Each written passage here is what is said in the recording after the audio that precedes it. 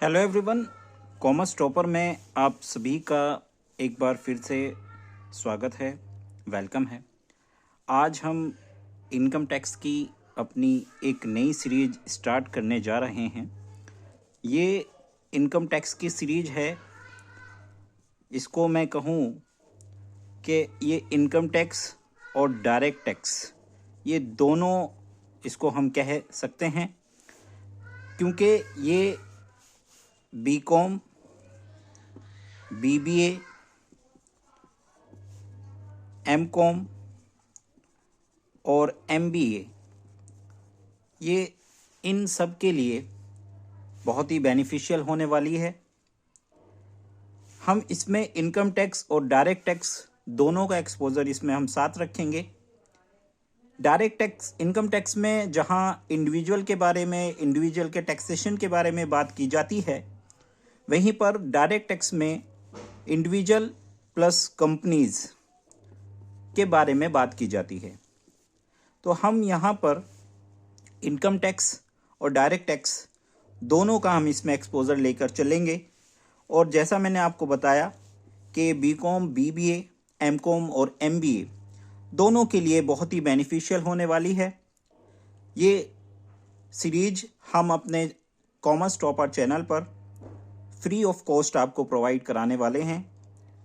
बस आपको इतना करना है कि जो हमारा चैनल है इसे आप सब्सक्राइब करें, और जैसे ही आपको वीडियोस मिलती है, जो भी हम सीरीज की वीडियोस इसमें अपलोड करेंगे, आप उनको देखते रहें।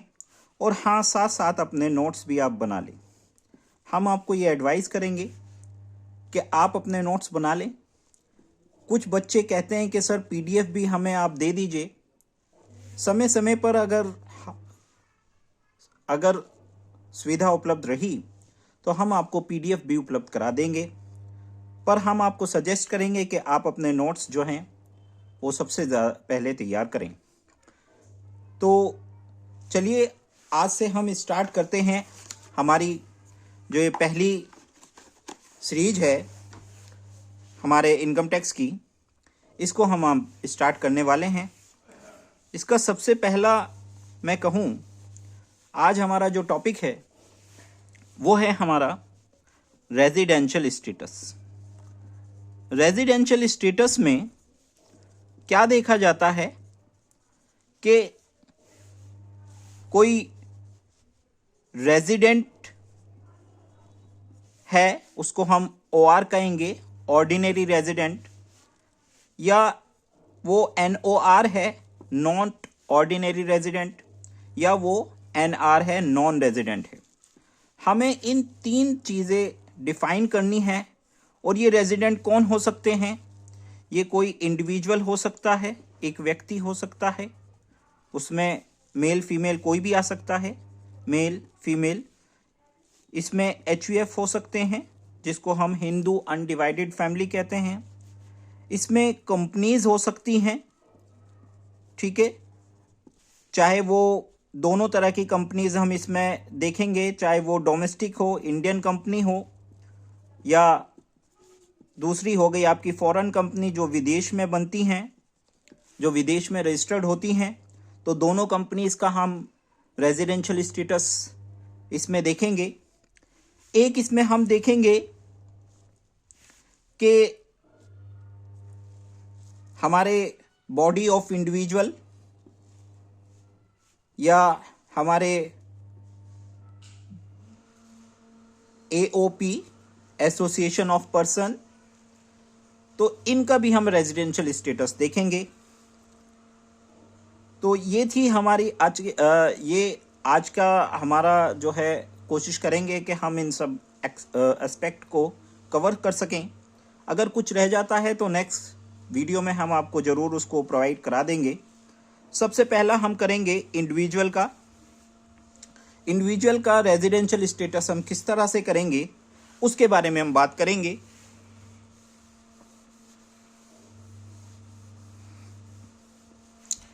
तो देखिए, रेजिडेंशियल स्टेटस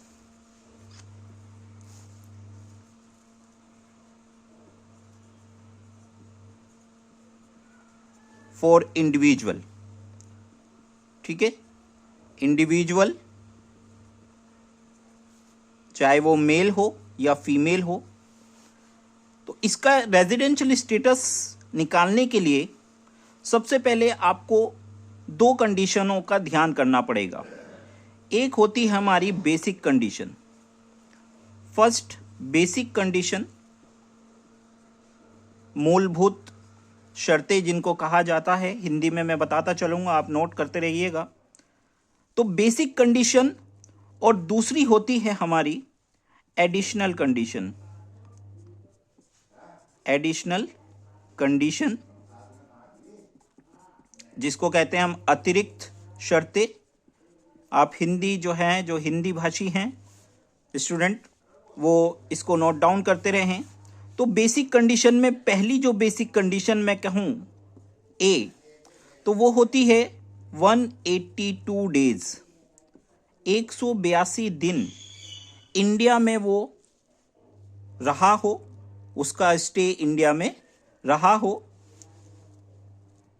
दूसरी मैं और लगा देता हूं, क्योंकि इसमें ऑप्शन है कि अगर कोई 182 डेज नहीं रहता है, उससे कम दिन रहता है, तो सरकार ने कहा है कि ठीक है आप दूसरी कंडीशन पूरी कर दीजिए, क्योंकि इनमें से कोई एक कंडीशन आपको पूरी करनी होती है।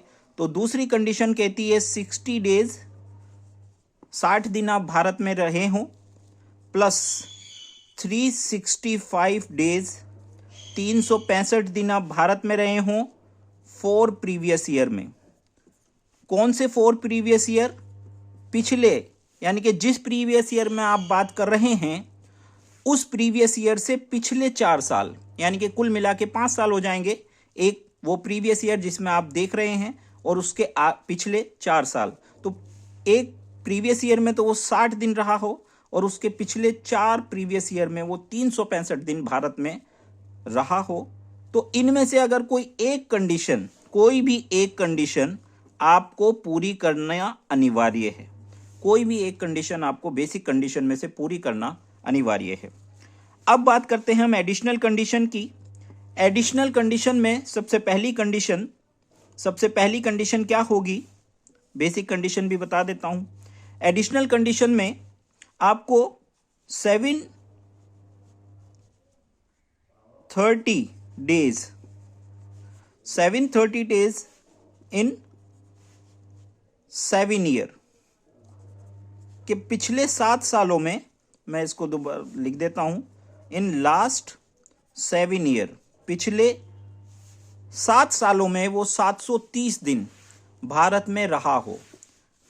और दूसरी कंडीशन, क्योंकि ये दोनों कंडीशन पूरी करनी पड़ेंगी, दूसरी कंडीशन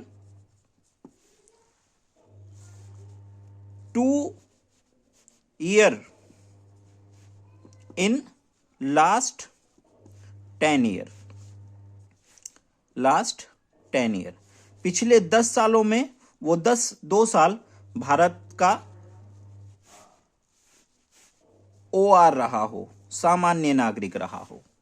ठीक है, तो ये दोनों कंडीशन उसको पूरी करनी पड़ेंगी। क्या तो वो 730 दिन भारत में रहा हो या 2 साल वो भारत का सामान्य नागरिक रहा हो। अगर आप ध्यान देंगे, अगर वो 730 दिन भारत में रहता है तो 2 साल वो ईजिली, बहुत ही आसानी से वो सामान्य नागरिक बन जाएगा। तो इनमें से कोई भी एक कंडीशन अगर वो पूरी कर देता है तो दूसरी कंडीशन ऑटोमेटिक पूरी हो जाती है, दूसरी कंडीशन को चेक करने की ज़रूरत नहीं होती है। फिर भी दोनों कंडीशन को कानून में कहा गया है, बताया गया है कि दोनों कंडीशन पूरी करनी पड़ती हैं। तो मैं ये बता दूं कि एक कंडीशन पूरी हो जाती है तो दूसरी कंडीशन ऑटोमेटिक पूरी हो जाएगी। तो बेसिक कंडीशन का आपको ध्यान रखना है कि बेसिक कंडीशन कौन सी हैं। ये बेसिक कंडीशन है और ये एडिशनल कंडीशन है। ये 2 कंडीशंस आपको ध्यान रखनी है। आगे का जो रेजिडेंशियल स्टेटस हम डिफाइन करेंगे वो इन बेसिक कंडीशंस को ध्यान में रखे करेंगे। हम बेसिक कंडीशन को आगे कहेंगे BC बेसिक कंडीशन और एडिशनल को कहेंगे हम AC एडिशनल कंडीशन। तो इस चीज को आप ध्यान रखिएगा।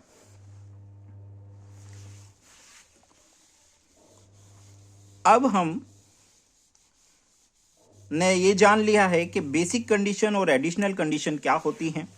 अब हम पता करेंगे इंडिविजुअल में अगर कोई व्यक्ति ओ आर बनता है, इसको हम ऑर्डिनरी रेजिडेंट कहेंगे। मैं ऑर्डिनरी, सामान्य नागरिक, ऑर्डिनरी रेजिडेंट, ठीक है, इसको ओ आर कहेंगे हम। उसके बाद नॉट ऑर्डिनरी रेजिडेंट, इसको हम एन ओ आर कहेंगे। और तीसरा हो गया आपका नॉन रेजिडेंट, इसको हम एन आर कहेंगे, ठीक है। तो ऑर्डिनरी रेजिडेंट कौन होगा? वो व्यक्ति जो basic condition plus additional condition दोनों पूरी करता हो। वो बेसिक भी कंप्लीट करता है, बेसिक में से कोई भी एक कंडीशन पूरी करता है, और एडिशनल की दोनों कंडीशन अगर वो पूरी कर रहा है तो उसको कहेंगे हम ऑर्डिनरी रेजिडेंट। एनओआर किसको कहेंगे? जो व्यक्ति केवल बेसिक कंडीशन पूरी कर रहा है, जो केवल बेसिक कंडीशन पूरी कर रहा है, वो एडिशनल कंडीशन नहीं कर रहा है, एडिशनल कंडीशन वो नहीं कर पा रहा है, तो उसको कहेंगे हम NOR, नॉट ऑर्डिनरी रेजिडेंट। जो व्यक्ति बेसिक कंडीशन ही पूरी नहीं कर रहा, जो बेसिक कंडीशन पे ही फेल हो गया, तो हम उसको कहेंगे, हम उसको क्या कहेंगे? हम उसको कहेंगे नॉन रेजिडेंट। कि भाई आप तो बेसिक कंडीशन, मूलभूत जो हमारी शर्तें हैं, आप उसको ही पूरा नहीं कर पा रहे हैं, तो आप नॉन रेजिडेंट हैं, आप भारत में अनिवासी समझे जाएंगे। तो ये हमारा रेजिडेंशियल स्टेटस इंडिविजुअल का हमें डिफाइन किया हुआ है हमारे इनकम टैक्स एक्ट। ये ध्यान रखिएगा, इनकम टैक्स एक्ट 1961 में ये हमें बताया हुआ है कि रेजिडेंशियल स्टेटस इंडिविजुअल का, चाहे वो मेल हो चाहे वो फीमेल हो, किस तरह से हम डिफाइन करेंगे ordinary resident, not ordinary resident और नॉन रेजिडेंट। मैं दोबारा से फिर बता देता हूँ, ऑर्डिनरी रेजिडेंट बेसिक कंडीशन में से कोई भी एक कंडीशन पूरी करता हो प्लस एडिशनल की दोनों पूरी करता हो तो उसको हम ऑर्डिनरी कहेंगे। नॉट ऑर्डिनरी में से वो केवल बेसिक कंडीशन पूरी कर रहा है, एडिशनल कंडीशन पूरी नहीं कर रहा है, मैंने इसमें देखो ये लगाया है कि वो पूरी नहीं कर रहा है। उसके बाद नॉन रेजिडेंट जो बेसिक कंडीशन पे ही फेल हो गया, तो हम उसको कहेंगे नॉन रेजिडेंट। इस चीज़ का ध्यान रखिएगा, जो बेसिक कंडीशन पूरी करे उसकी एडिशनल को चेक करना है। यहाँ पे बेसिक पूरी हुई तो एडिशनल चेक हुई, यहाँ पे बेसिक पूरी हुई एडिशनल चेक हुई, यहाँ पे बेसिक नहीं पूरी हो पाई है, वो नहीं कंप्लाई कर पाया है बेसिक कंडीशन को, तो हम एडिशनल को चेक नहीं करेंगे। पहले बेसिक कंडीशन कंप्लीट होगी, उसी के बाद एडिशनल कंडीशन को हम चेक करेंगे। ये हमारा रेजिडेंशियल स्टेटस है इंडिविजुअल का, चाहे वो मेल हो चाहे फीमेल हो। अब एक इसमें अपडेट है, हमारे इनकम टैक्स एक्ट में एक अपडेट किया गया, सरकार ने अपडेट करा कि भाई कुछ लोग जो हैं इसका थोड़ा सा मिसयूज भी कर रहे थे, तो सरकार ने ये कहा कि थोड़ा सा हम इसको अपडेट करते हैं। थोड़ा सा अपडेट इसमें ये हुआ कि सरकार ने इसमें एक इनकम का क्लोज लगाया है। तो वो अपडेट क्या है, मैं इसको अपडेट बता देता हूं। तो वो अपडेट क्या है इसमें कि सरकार ने ये कहा कि देखिए, आप एक तरीके से और बेसिक, और वो अगर आप नहीं कर पा रहे हैं तो एक और तरीका उन्होंने एडिशनल इसमें किया कि सरकार ने ये कहा कि आपकी इनकम को देखा जाएगा। कौन सी इनकम को? इंडियन इनकम को भाई, भारत की इनकम को, विदेशी इनकम को नहीं देखना, केवल इंडियन इनकम को देखा जाएगा कि भाई इंडियन इनकम आपकी 15 लाख, ठीक है, 15 लाख या उससे ज्यादा हो। अगर आपकी इनकम 15 लाख या उससे ज्यादा है, ये देखा जाएगा। प्लस इसमें डेज देखे जाएंगे 120 डेज। कितने दिन देखे जाएंगे? 120 डेज। तो सरकार ने ये कहा कि भाई अगर आप 120 डेज रहते हैं इंडिया में, और मैं दोबारा से इसको बता देता हूं, सरकार ने कहा कि भाई अगर आपकी इनकम 15 लाख या उससे ज़्यादा है तो आपके लिए कंडीशंस क्या होंगी, ये ध्यान करने वाली है। क्या कंडीशंस होंगी कि सरकार ये कहती है कि भाई आपके लिए 182 डेज नहीं होगी, आपके लिए 120 डेज होगी। कितनी होगी? 120 डेज। तो बेसिक कंडीशन कितनी हो गई? 120 डेज। तो बेसिक कंडीशन 120 डेज आप अगर पूरी करते हैं प्लस एडिशनल भी पूरी करते हैं तो आप क्या बन जाएंगे? आप बन जाएंगे OR। क्या बन जाएंगे आप? OR। एक ये कंडीशन एक ही। उसके बाद सरकार ने कहा कि अगर आप बेसिक कंडीशन 120 डेज की पूरी कर रहे हैं पर आप एडिशनल नहीं कर पा रहे हैं तो आप क्या बनेंगे भाई? आप बनेंगे NOR। ठीक है।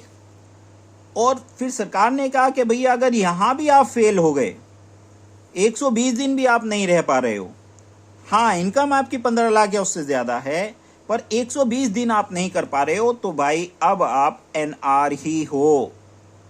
अब आप NR ही हो। तो ये जो ये दिया गया है, ये बेसिक कंडीशन को 182 डेज से 120 डेज किया गया, जो केवल उन लोगों के लिए किया गया जिनकी इनकम 15 लाख या उससे ज़्यादा हो। भाई कितनी हो? 15 लाख या उससे ज़्यादा। ठीक है। तो सरकार ने ये चीज़ ध्यान दी कि कुछ लोग जो फॉरेन इन्वेस्टर्स होते हैं या कुछ देश के ही ऐसे नागरिक होते हैं जो बाहर रहते हैं, तो उनकी अगर वो भारत में पैसा लगा रहे हैं, उनकी इनकम 15 लाख या उससे ज़्यादा है, तो बेसिक कंडीशन को 182 डेज से कितना कर दिया गया? उसको कर दिया गया 120 डेज। ठीक है, 120 डेज कर दिया गया। अब आप कहेंगे सर 120 डेज अगर वो नहीं कर पा रहा है 60 वाली, तो 60 वाली भी उनके लिए अवेलेबल है। तो ये अपडेट था, ये इंडिविजुअल के लिए है। जो इंडिविजुअल होते हैं, चाहे वो मेल हो चाहे फीमेल हो, ये रेजिडेंशियल स्टेटस इस तरह से इंडिविजुअल का हम देखेंगे भाई। ठीक है। तो ये आज की वीडियो थी। आज की वीडियो में हम केवल इंडिविजुअल के स्टेटस को हमने देखा। आगे की वीडियो में हम HUF को भी देखेंगे, उसके बाद हम कंपनीज़ को भी देखेंगे। ठीक है। उसके बाद हम AOP और BOI को भी देखेंगे। तो इसको भी हम नेक्स्ट अपने वीडियो में कवर करेंगे। आज इंडिविजुअल थोड़ा सा बड़ा था तो इसलिए हमने आज केवल इंडिविजुअल किया। आगे की वीडियो में आपको ये तीनों कंसेप्ट भी आपको हम देंगे। मैंने आपको पहले भी बताया था कि आप जो है अपने नोट्स बनाते रहें। आप स्क्रीनशॉट भी ले लें, वीडियो को पॉज करके स्क्रीनशॉट ले सकते हैं, अपने नोट्स बनाते रहिए। और ये जो सीरीज़ चल रही है वो असेसमेंट ईयर में बता दूं, असेसमेंट ईयर आपका 2022 एंड 23 की है। तो आप जो है ध्यान रखें, असेसमेंट ईयर 2002 एंड 23 इसका हम जो है ये कर रहे हैं। मिलते हैं आपसे अगली वीडियो में। तब तक के लिए आप स्टडी करते रहें और practice makes a man perfect. ये इनकम टैक्स हो, कोई भी आपका सब्जेक्ट हो, आप प्रैक्टिस करते रहें, आप उसमें परफेक्ट हो जाएंगे। और हमारी यही आशा है, कॉमर्स टॉपर और मेरी पूरी टीम की यही आशा है कि आप जो है अच्छे मार्क्स गेन करें। मिलते हैं आपसे अगली वीडियो में, तब तक धन्यवाद। जय हिंद, जय भारत।